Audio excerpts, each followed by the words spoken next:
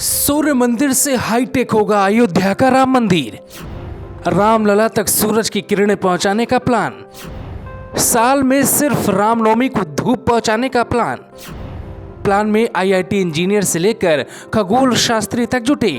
दावा है कि इंसानों की तरह रामलला तक योगी आदित्यनाथ सूर्य की किरणें पहुंचाने का प्लान तैयार करवा रहे हैं। दावा यह भी है कि सूर्य की किरणें सिर्फ रामनवमी को ही पहुंचेंगी। दावा यह भी है कि सूर्य उदय के समय पहली रोशनी राम मंदिर के भीतर रामलला के गर्भगृह तक पहुंचेगी।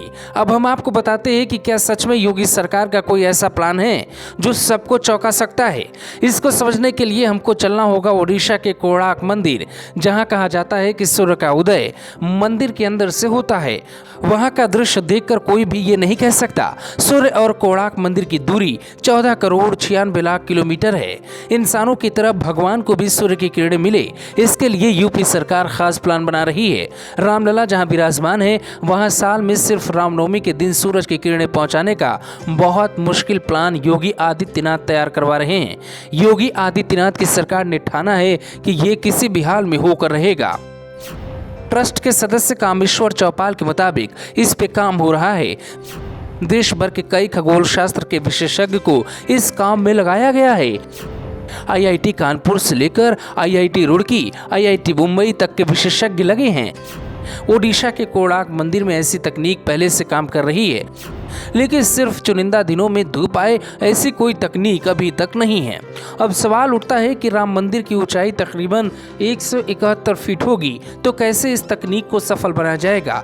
ये प्रस्ताव पहली बार तो खगोल शास्त्रियों को समझ नहीं आया, लेकिन जब उन्हें कहा गया कि ऐसा करना है तो टीम जुट गई और ये जल्द से जल्द संभव होगा कि सूर्य की किरणें रामलला तक पहुंचेंगी।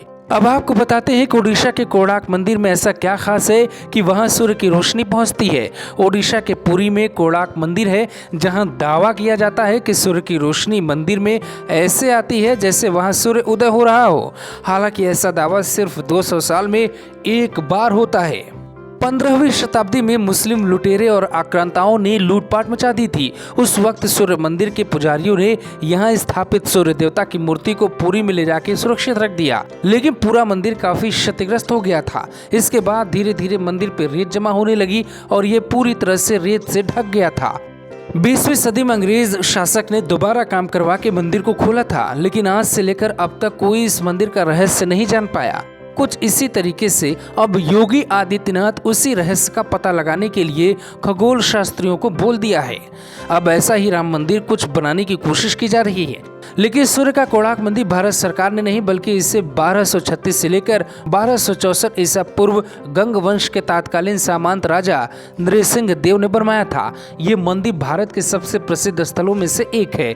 इसे यूनेस्को ने सन 1984 में विश्व धरोहर स्थल घोषित किया था।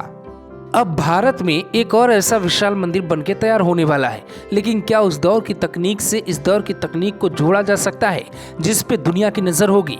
योगी आदित्यनाथ अगर सियासत करते तो राम मंदिर बन रहा होता और ये कहकर भूल जाते, लेकिन वो राम भक्त है। राम मंदिर बनेगा नहीं, बल्कि सबसे खास राम मंदिर योगी राज में अयोध्या में बनके तैयार होगा, जहाँ आप जाकर रामलला का दर्शन कर पाएंगे। Bureau report, global Bharat TV.